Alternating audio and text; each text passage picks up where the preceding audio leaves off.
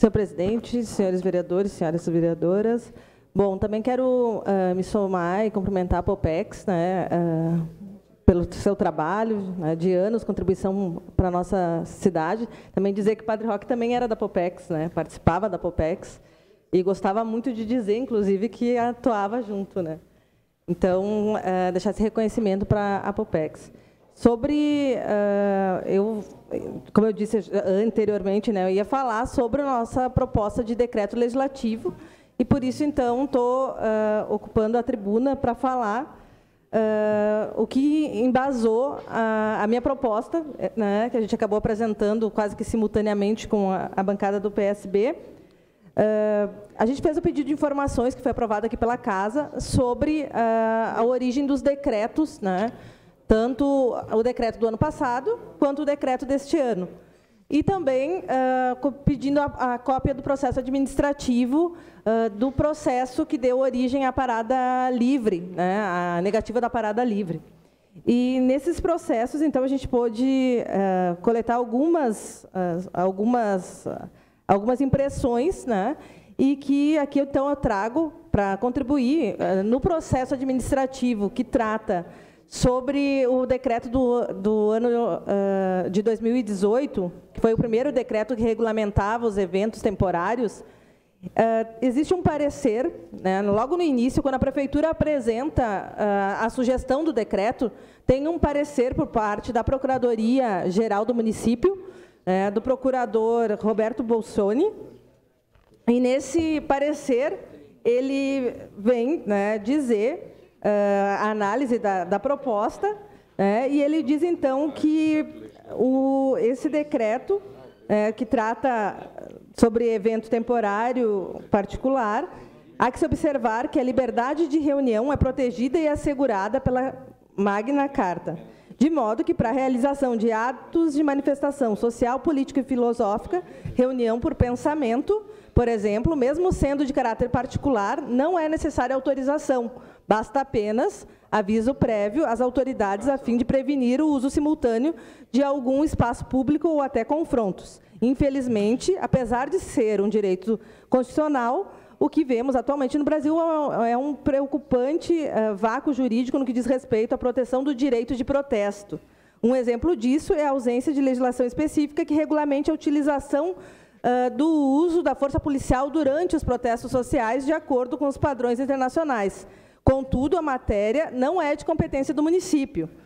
Então, ele diz aqui que regulamentar as manifestações não é de caráter... e aqui, bem no início, ele diz... Não, no outro parecer. Daí, depois, tem um outro parecer, porque a minuta vem e vai da PGM para o prefeito, e aí aparece, então, naquela redação... no início, ele tinha de caráter social, cultural, político e religioso, no início da proposta do decreto. E aí ele vem de novo, já na página 50, já alguns 30 de julho, o decreto é de início de agosto. Então, já no final da redação, na última proposta, ele diz, então, que, analisando a minuta, né, nota-se que foram desconsideradas as observações da folha 9, que é esse parecer que eu trouxe, no tocante à liberdade de reunião protegida pela Constituição, repetindo que a realização de atos de manifestação social, política, filosófica, reunião por pensamento, não precisa de autorização, apenas aviso prévio, de forma que, se pretender regulamentar tais atos, é flagrantemente inconstitucional. Todas as minutas observaram a manifestação da PGM, exceto a última, que deve ser corrigida, nos termos dos referidos, suprimindo as palavras religiosos, políticos e sociais do artigo 1º. Em relação ao restante dos artigos, ele diz que está ok, né, e vai colocando. Então, é o mesmo procurador, né, que, no final, ele diz, todas as observações... Permite uma parte, vereador Denis. Já lhe concedo. Todas as observações, elas são atendidas da Procuradoria-Geral do município. No entanto, na última redação, vem, né, o vem aquele enxerto, né, direcionado provavelmente pelo prefeito, de tentar dominar a cidade, regrar a cidade, controlar a cidade de forma autoritária, que é a forma que o prefeito sabe agir. E aí o decreto ele sai, então, com a redação sociais e culturais, sociais, que, na verdade, ele continua com a palavra sociais. E daí, depois, claro, quando ele nega a parada livre na praça e que tem que ser regrado pelo decreto, porque que tem todo aquele regramento, e aí ele diz que é uma atividade social e que tem que ser regrado porque está no decreto. Só que a PGM avisou que não poderia ter esse regramento.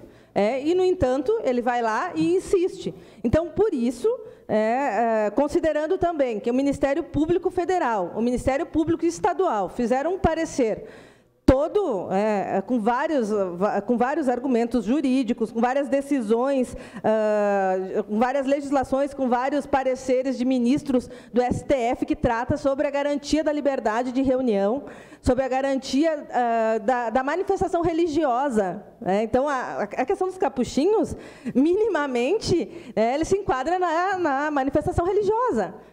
Qualquer pessoa tem direito de se manifestar a sua religião de forma que quiser, embora o prefeito não queira. Isso independe da vontade dele. Então, é extremamente inconstitucional essa decisão dele de não deixar os capuchinhos estarem na praça dando a bênção de final de ano. Então, não tem justificativa. A questão da campanha contra o suicídio também é uma campanha social.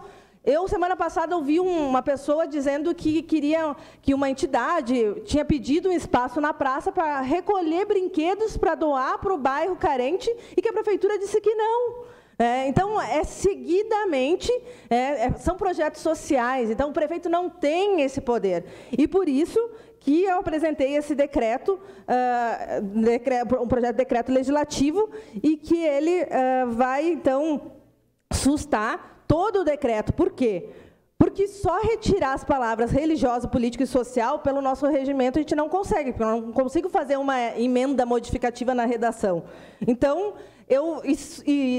sustar o artigo 1º acaba com o decreto, porque ele diz, fica estabelecido através desse decreto as normas para requerer autorização de uso de área pública correspondente a vias, logradouros públicos, para a realização de eventos temporários, esportivo, religioso, político, comercial, social e cultural de caráter privado no município de Caxias do Sul. Então, na verdade, esse artigo 1º não tem como eu retirar ele, né? Porque se eu retirar ele, eu tiro todo o cerne do decreto.